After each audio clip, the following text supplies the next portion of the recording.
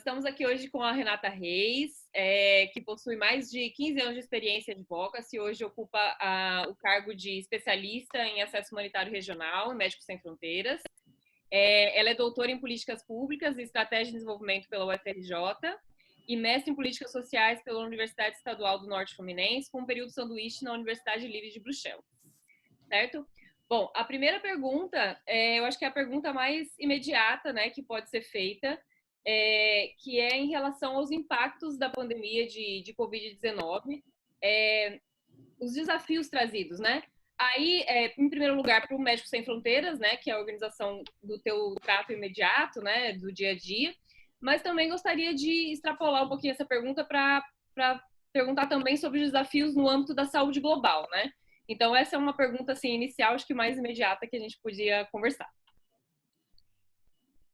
Perfeito. Primeiro, obrigada, Lívia, e também obrigada ao IESP por esse convite. Olha, é uma pergunta ampla, né? Mas eu vou tentar organizar primeiro sobre o impacto da Covid-19 para as organizações humanitárias, não só para Médicos Sem Fronteiras, mas nós somos uma das maiores, né, organizações médicas de emergência do mundo. Então, vou tentar contar para vocês um pouco o impacto direto dessa pandemia nos trabalhos MSF e aí talvez no fim eu consiga expandir um pouco para além do mundo humanitário estrito senso. Então, Médicos Sem Fronteiras é uma organização médica de emergência que tem quase 50 anos de existência. A gente, nesse momento, trabalha em 70 países, com distintos projetos, distintos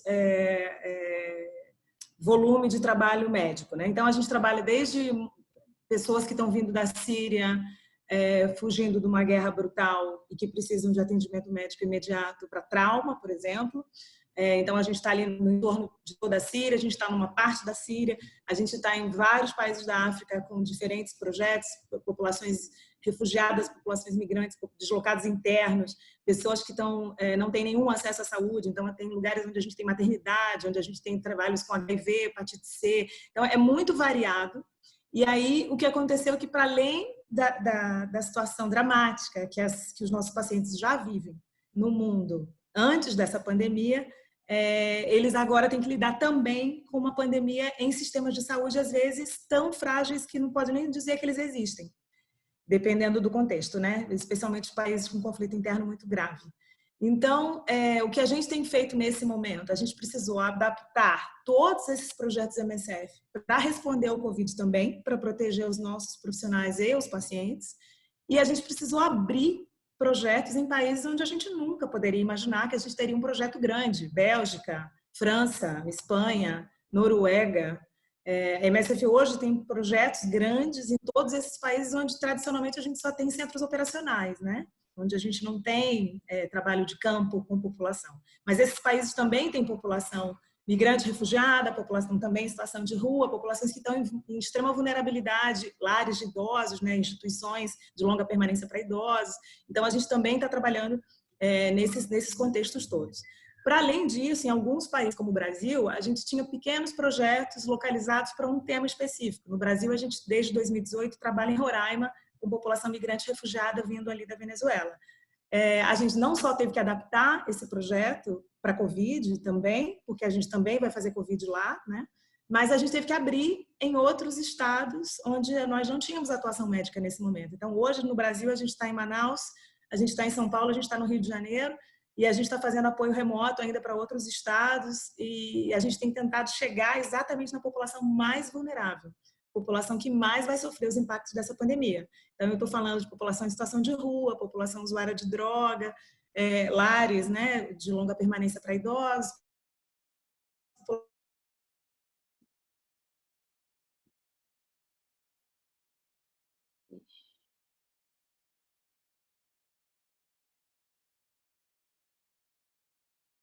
Renata?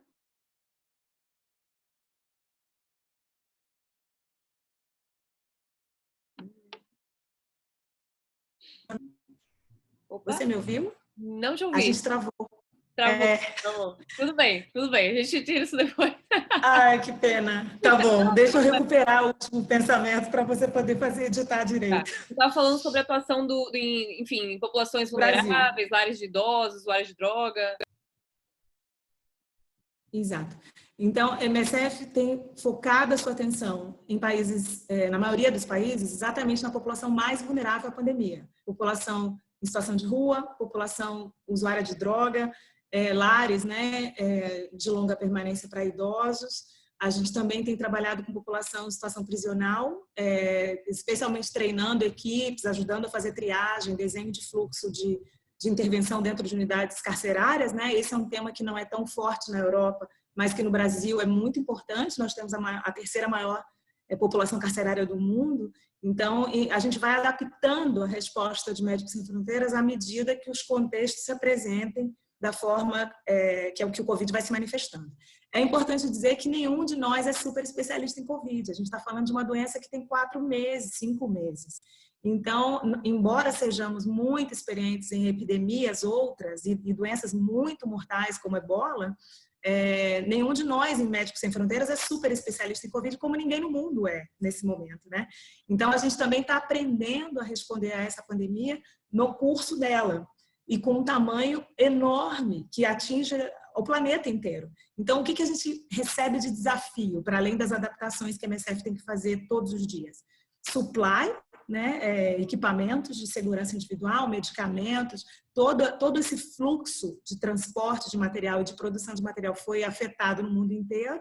O mundo inteiro está buscando os mesmos produtos para comprar, então a gente tem sofrido também o impacto da compra e da aquisição e da distribuição desses equipamentos, que para nós é chave, que a gente tem que proteger na linha de frente os profissionais de saúde, a gente precisa que eles estejam saudáveis para que eles possam atender os pacientes, né? E o segundo ponto que para nós tem sido muito desafiador é transporte de pessoas, movimento de equipes. A gente é uma organização internacional que está acostumado a ter equipes internacionais. Então, as equipes rodam, né? Elas, especialmente os especialistas, os referentes, eles precisam viajar e estar perto das operações. E, nesse momento, tem muitos países com restrição severa de entrada de pessoas. Então, a gente tem sofrido o impacto disso também. Então, por exemplo, alguns projetos da MSF, infelizmente, estão em stand-by. Projetos, por exemplo, onde a gente precisa de cirurgiões. E a gente não consegue enviar esses cirurgiões. Então infelizmente, tem sido difícil para Médicos Sem Fronteiras gerir tudo isso, mas a gente precisa enfrentar. Eu acho que para o mundo inteiro, os desafios são um pouco parecidos, né? Todos os governos estão adotando as suas medidas na medida das possibilidades. Nenhum estado está preparado para responder sozinho a essa pandemia. O caso dos países europeus é a prova, né? Mesmo sistemas de saúde robustos, como o italiano, colapsou. Imagina isso na República Centro-Africana, imagina isso no Iêmen, imagina isso na Grécia, com campos de refugiados em condições terríveis, onde 1.300 pessoas têm acesso a um ponto de água. E falando de uma pandemia cuja prevenção é chave para não colapsar os sistemas de saúde na medida em que não tem tratamento viável ainda e nem vacina, né? Então, o mundo inteiro está enfrentando os mesmos dilemas, para alguns está pior do que para outros, tendo em vista os contextos políticos que, infelizmente, também não deixam de atingir a pandemia, né?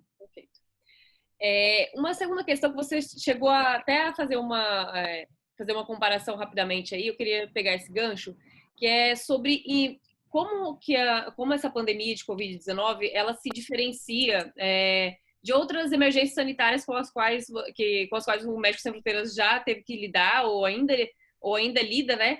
Como o H1N1 e o Ebola. Então, qual é o diferencial que o Covid-19 está trazendo?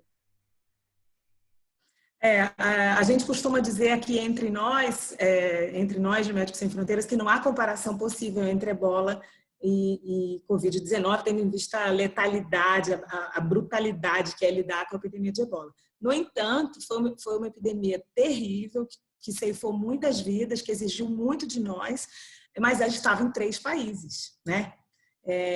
E agora a gente enfrenta uma pandemia com uma escala nunca vista, nenhum de nós enfrentou algo que atingisse desde dos rincões da Rússia até a Terra do Fogo, né? A gente está falando do planeta inteiro combatendo o mesmo vírus. Isso é algo completamente inédito, que exige de todas as organizações, inclusive a OMS, respostas nunca antes vistas, né? Então, eu acho que o que a gente traz de experiência para essa pandemia é que a MSF é uma organização que está acostumada a lidar com a tragédia humana, assim, com o sofrimento humano, com o limite da atividade médica. O que a gente vê hoje é que o mundo inteiro está experimentando uma experiência humanitária, que é não ter capacidade de atender a todos, ter recursos limitados, ter que fazer escolhas difíceis de quem vive e quem morre. Isso é o dia a dia de uma organização humanitária, infelizmente, numa guerra, num tsunami, num grande terremoto. Mas nunca aconteceu do mundo inteiro enfrentar dramas humanitários. O que a gente vê hoje é uma expansão inédita do campo humanitário. Hoje o campo humanitário é o mundo. Interessante. Também uma coisa que você já abordou um pouquinho, e eu gostaria também de aprofundar, é a questão de que a pandemia é um desafio, obviamente, global, como a gente já, enfim, atestou aqui, né? Ele revela muito sobre as desigualdades existentes no mundo, revelam muito sobre a capacidade de resposta a essa epidemia. Então, eu gostaria de explorar um pouquinho isso com você, de como essas desigualdades entre países, de capacidade de, enfim, sistema de saúde, de detalhar um pouco como que isso impacta na resposta à pandemia. Esse é um tema muito caro para Médicos Sem Fronteiras. Quando a gente ganhou o Prêmio Nobel da Paz em 1999, uma das coisas que a MSF fez foi criar uma campanha de acesso a medicamentos, que era exatamente um trabalho voltado para tentar eviscerar o tema da desigualdade do acesso a tecnologias médicas, né? Tanto as pessoas que não podem acessar porque o preço é impossível para elas, e eu estou dizendo talvez de muitos países, mas também de doenças que não receberam investimento suficiente da indústria nem dos estados, porque não tem, porque é doença de gente pobre e o mercado não está interessado nelas. O que o Covid-19 trouxe para todos nós é a expansão total dessa agenda. Na verdade, a gente está falando que as desigualdades entre os países, a desigualdade de acessar a saúde pelas populações, tomou contornos agora absolutamente dramáticos. Estamos todos atrás de uma vacina, estamos todos atrás de um tratamento eficiente, mas nós sabemos que o dia que ele chegar, ele não estará disponível para todos. Infelizmente, tem muitas empresas depositando patentes no curso da pandemia, tentando controlar o monopólio sobre produção ou sobre o desenvolvimento de tecnologias médicas que estão vindo por aí. A gente tem pedido publicamente, mundialmente, que esse não é o momento do lucro, esse é o momento de salvar vidas numa escala global. Todos nós vamos precisar dessas tecnologias. É absolutamente injusto que alguns países possam cuidar das suas populações e outros não. A gente já está vendo isso do ponto de vista dos EPIs, né, dos equipamentos de proteção individual, a gente já está vendo isso sobre as camas, sobre os ventiladores, e isso vai acontecer na hora que esse medicamento ou essa vacina chegar. Então, é preciso colocar esse ponto, não é um ponto menor, esse é um ponto chave. Enquanto um país estiver descoberto para a Covid, nenhum de nós estará seguro. Então, é preciso radicalizar nesse debate, nesse momento. Acho que dialoga bastante com essa pergunta uma outra coisa que é o seguinte: a epidemia ela virou uma pandemia, ou seja, ela se espalhou muito rapidamente pelo mundo, e o caminho da doença revelou que mesmo países desenvolvidos tiveram grandes dificuldades, ainda tem, né, grandes dificuldades para lidar com uma pandemia, uma doença, enfim, com esse nível de contaminação, de rapidez, né, de contaminação, e também revelou algumas abordagens isolacionistas de alguns países, que a gente pode citar como exemplo os próprios Estados Unidos, né? Então, o que essas duas situações, né, dos desafios que talvez inesperados, que as pessoas não imaginassem que fosse acontecer para países desenvolvidos, e a questão de uma abordagem isolacionista no momento tão que é uma doença, enfim, pandêmica, ou seja, afeta o mundo inteiro, e o que essas duas coisas revelam sobre a importância de uma resposta, enfim, global e também multilateral? Essa é uma pergunta importante, porque a gente, Médicos Sem Fronteiras, que já vinha trabalhando há muitos anos com população migrante e refugiada, a gente já vinha numa toada de combater essa onda xenófoba grande, né, infelizmente crescente, que escolhe pessoas que podem ter acesso à saúde e aquelas que não podem ter acesso à saúde porque elas não são nacionais daquele país. Ou são impedidas de entrar das formas mais terríveis. A gente tem um barco no Mediterrâneo salvando vidas de pessoas que estão fugindo da Líbia ou fugindo de conflitos internos terríveis ou fome aguda nos seus países e tentando entrar e buscar uma melhora na sua própria vida, né? Ou salvar a sua própria vida e de seus familiares. A gente já sabia que essa é uma agenda que, infelizmente, cresceu muito nos últimos anos, essa intolerância com o outro, esse medo do estrangeiro, e o Covid-19 não é diferente, né? Eu acho que a gente já tem visto, infelizmente, vários países se manifestando contra asiáticos, por exemplo. A gente tem visto preconceito contra profissionais de saúde, como se eles fossem vetores vivos de uma pandemia que, sem eles, é completamente incontrolável. Então, infelizmente, o que eu posso dizer do ponto de vista individual é que a intolerância humana é algo absurdo, do ponto de vista médico, humanitário, absolutamente inaceitável. Médicos Sem Fronteiras sempre vai trabalhar para expandir as fronteiras do conhecimento humano de que as pessoas são seres humanos e elas merecem viver, elas merecem ter acesso a uma vida digna. E todas as barreiras políticas que forem colocadas nessa direção, nós seremos absolutamente contra, não importa de onde elas venham. Mas, infelizmente, é o mundo que a gente vive e eu imagino que o impacto do Covid para países super atingidos pela doença como o Brasil vai ter impacto. Eu acho que nós, brasileiros, vamos sofrer xenofobia por Covid-19 em breve. É muito triste, mas é a vida, né? A gente está lutando contra isso também. Perfeito.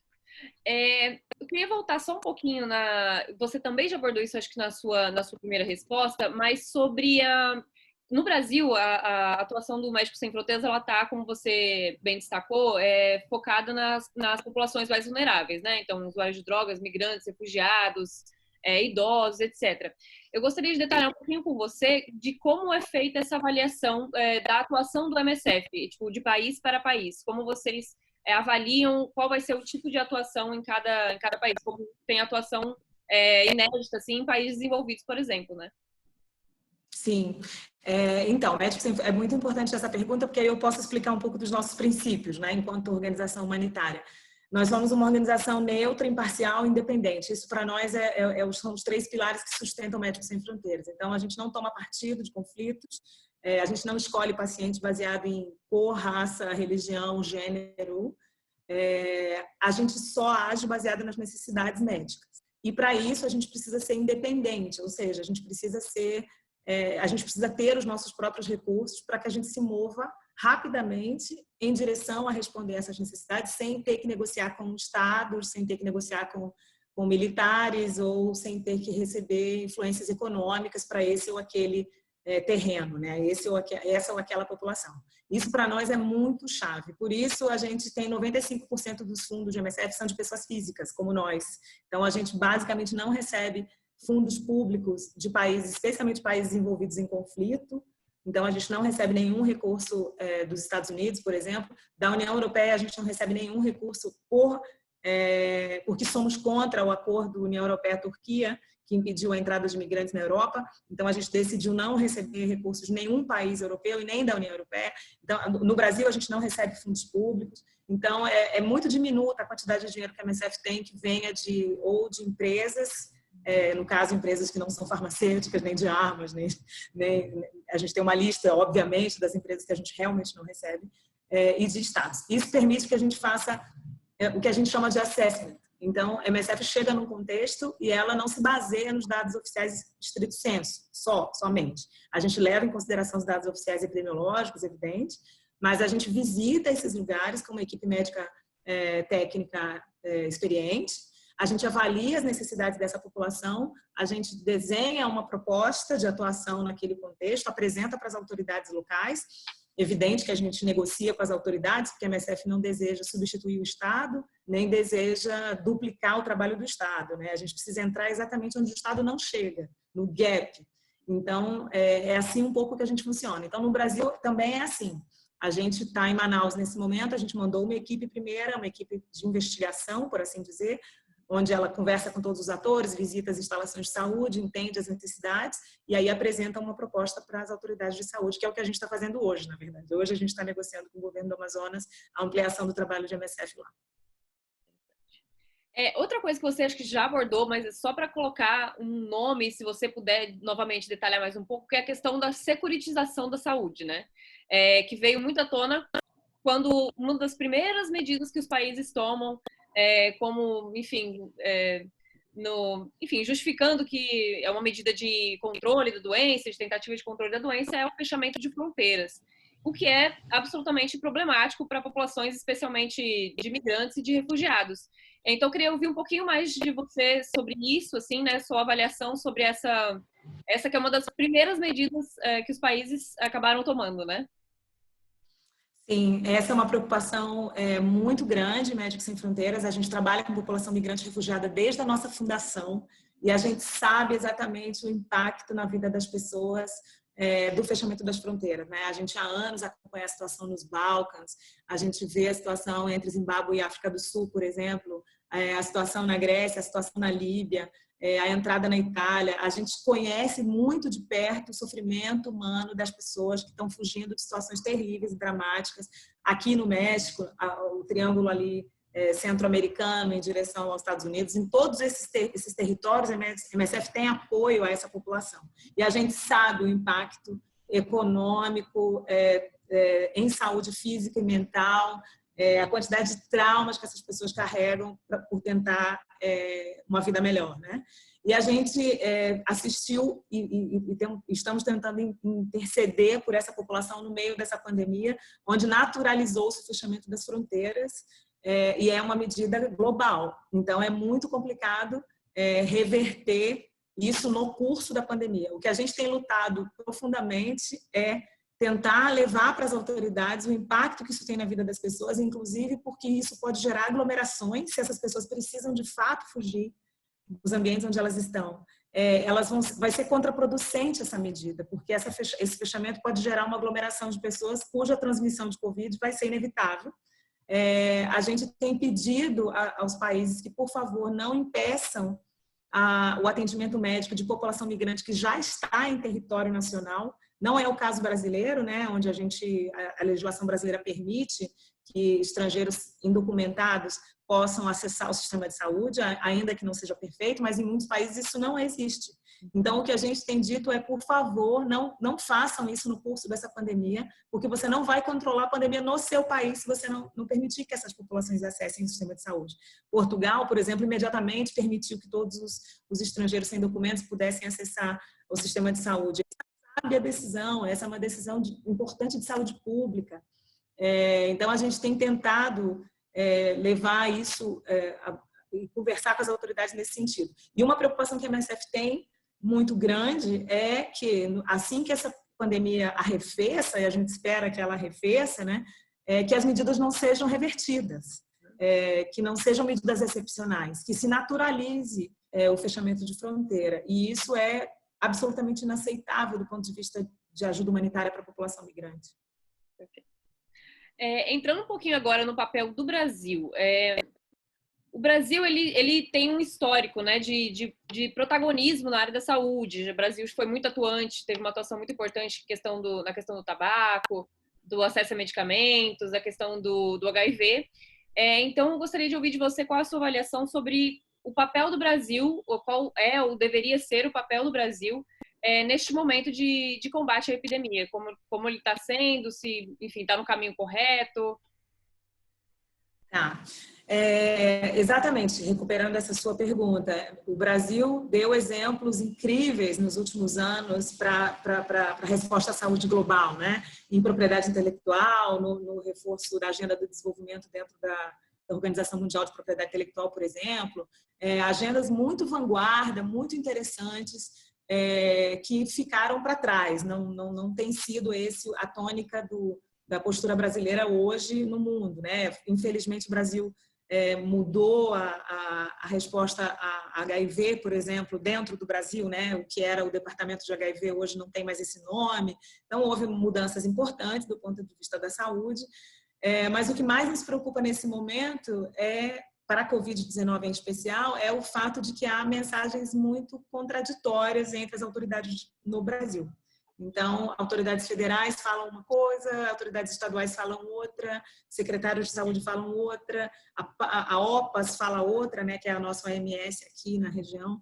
Então, porque a mensagem de Médicos Sem Fronteiras no mundo inteiro é, por favor, sigam as indicações das autoridades de saúde do seu país, porque é muito importante que a população possa aderir às medidas de prevenção e de isolamento social, de afastamento social, porque é o que é possível nessa pandemia por enquanto.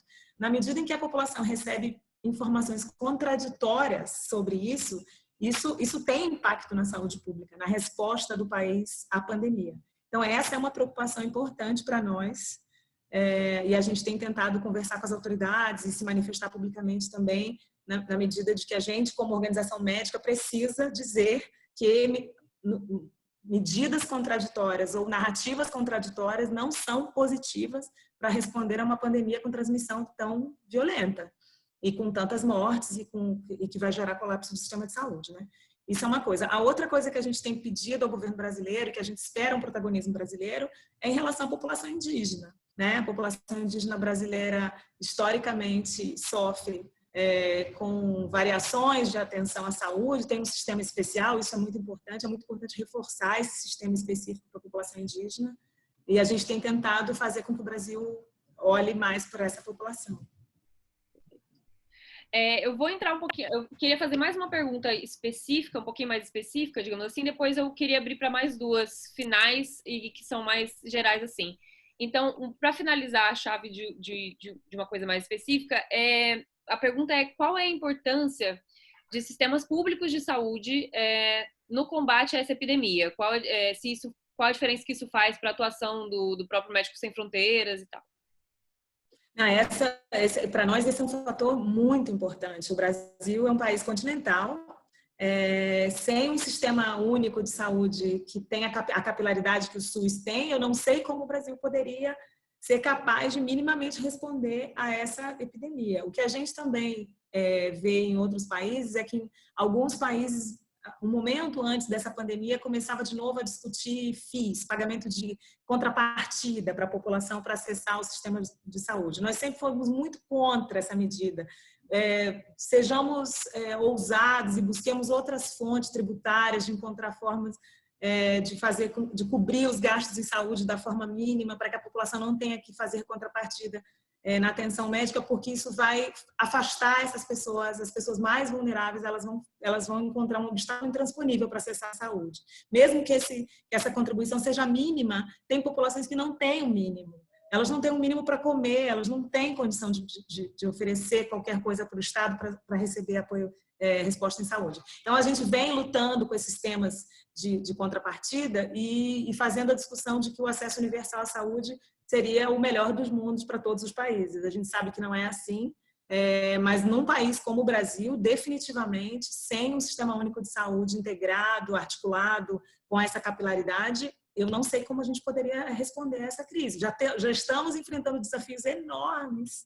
Imagina sem o SUS. Bom, indo agora para o bloco final, que são perguntas um pouco mais, novamente, né, mais amplas, né, como foi a primeira, por exemplo, quais são as lições que essa pandemia, a gente já pode dizer que deixa para a saúde global, ou seja, como um todo, né? Talvez lições sobre por que chegamos aqui, por que aconteceu dessa maneira tão caótica, se a gente poderia ter um outro contexto, a gente pode construir um outro contexto para lidar com situações parecidas com essa no futuro, nesse sentido. Eu acho que uma lição que a gente precisa aprender com essa pandemia, eu espero que a gente aprenda, é que a pauta de saúde pública, de investigação, de inovação em saúde, ela precisa estar conectada com as necessidades das pessoas e não com a agenda do mercado. Essa é a primeira coisa. A gente vem há anos dizendo que estamos preocupados profundamente com uma superbactéria cujos antibióticos que existem hoje não sejam capazes de responder, porque a indústria não tem interesse em pesquisar antibióticos. É barato, não tem um mercado tão atraente, não é um medicamento de alto custo, não é um medicamento de uso crônico, não é não é tratamento dermatológico ou estético, então não é interessante. Isso tem que acabar. É preciso que o mundo compreenda que é preciso fazer inovação desde da inovação básica lá na bancada até o fim para possíveis eventos e doenças que são importantes para as populações. É inacreditável que até hoje a gente não tenha nada para dengue, que a gente não tenha nada para... Entende? Porque não é interessante para os países do norte, para os países ricos, mas a gente tem que aprender com essa pandemia de que isso é uma decisão ruim para o mundo. A gente precisa investir em tecnologia e inovação médica para as necessidades das pessoas, incluindo as mais pobres, principalmente as mais pobres, que é a maioria da população mundial. Então, a gente espera que isso aconteça, a gente espera que haja um debate fino, importante sobre a apropriação médica. Não é possível que as tecnologias médicas fiquem concentradas em meia dúzia de empresas dessa maneira. Isso é inaceitável. Princípios ativos de medicamento. Esse é um debate que ninguém está fazendo, mas é muito importante que se faça. Se a China e a Índia pararem de produzir princípios ativos para medicamentos, o mundo inteiro vai parar. É preciso que as indústrias químicas dos países de renda média se tornem eficientes de novo. O Brasil, por exemplo, perdeu o seu parque industrial químico nos anos 90. Nunca mais a gente produziu princípio ativo para medicamento. A gente é completamente dependente. Completamente dependente. Só que se a China e a Índia pararem, e pararam agora, por uma razão que aleatória a eles, nós ficamos completamente dependentes. Então, é preciso rever as bases da inovação médica no mundo, eu acho. Para finalizar, assim, o tema da saúde ele está muito em evidência, claro, por motivos óbvios, né? Estamos no meio de uma pandemia, mas ao mesmo tempo em que ele está muito em evidência, ele chega ele chega diariamente na casa das pessoas, a população reflete sobre isso todos os dias, né? Ao mesmo tempo, existem importantes líderes globais que desafiam, tem uma postura um pouco até hostil e de descrédito, eu diria, né? Da atuação de organizações tanto internacionais como muitas vezes, inclusive, instituições nacionais, seja de pesquisa ou de outro tipo de atuação. A pergunta com a qual eu gostaria de finalizar é como você acha que o tema da saúde sairá desta crise? Se ele sai, não sei, fortalecido, tendo em vista esse tato cotidiano da população com o tema, ou se ele sai desafiado por causa da postura, principalmente desses importantes líderes, né? Eu diria, vou tentar dar uma resposta otimista para terminar. Eu entendo que a população mundial se deu conta de que saúde é algo que precisa ser cuidado, que todos nós somos frágeis, que nenhum país sozinho é capaz de responder a uma pandemia como essa e que a saúde é um direito humano. Eu acho que a gente faz muita discussão de direito humano como direitos civis e políticos, né? E como se isso fosse uma caixa isolada do direito à vida, que está colada com o direito à saúde. Então, é uma oportunidade para o mundo inteiro perceber que a saúde não é um acessório dos direitos humanos, ela não é um tema menor, é um tema central. E a forma como os países abordam esse tema hoje vão ter respostas com a vida das pessoas. Os países que estão em negação, os países que não aceitaram que essa doença é algo muito sério, eles vão pagar com a vida da sua população. Não há forma, não há solução mágica para solucionar isso. A economia é importante, ela é importante, mas acontece que se você tem um país de cadáveres, você não tem economia. Então, as pessoas vão ter que aprender isso pela dor ou pelo amor, assim, vão ter que aprender de alguma maneira. É triste, porque a gente sabe que quem vai pagar com a vida são as pessoas mais pobres, as pessoas negras, as pessoas periféricas, as pessoas que já historicamente estão negligenciadas na sua atenção à saúde, né? Isso que é o triste, né? Quem vai pagar com a vida vão ser essas pessoas. Mas eu acho que é inexorável que essa realidade vai chegar para todos os países, como chegou na Itália, como chegou na Espanha, vai chegar em todos os países, infelizmente. Mas eu espero que a gente saia dessa crise entendendo que alguma coisa tem que mudar do ponto de vista radicalmente tem que mudar do ponto de vista de atenção à saúde. Não é possível que ela seja um direito menor, não é possível que seja um direito entregue para o mercado, não é possível que as organizações humanitárias sigam estando sozinhas em contextos onde é preciso que outros atores estejam, né, outros estados estejam. Então, vamos ver, vamos ter esperança.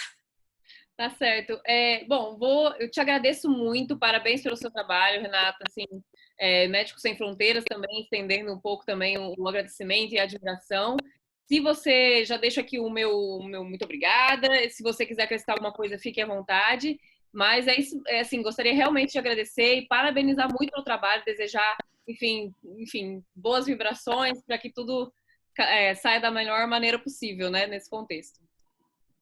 Eu que agradeço, Lívia, por esse convite, por essa oportunidade. Eu tenho muito carinho pelo IESP pessoalmente, mas Médicos Sem Fronteiras é uma organização que é muito amada no Brasil, para nossa sorte, né? A gente chegou em 1991 para trabalhar com a população indígena em Yanomami, em Roraima. Olha só, hoje em dia a gente voltou para Roraima. E a gente sempre foi muito acolhido por esse país, embora eu estou falando aqui não como uma brasileira, mas como um membro de Médicos Sem Fronteiras. Então, eu acho que a gente está fazendo tudo que a gente pode pelo Brasil na resposta ao Covid, porque o Brasil merece, a gente é muito acolhido nesse país.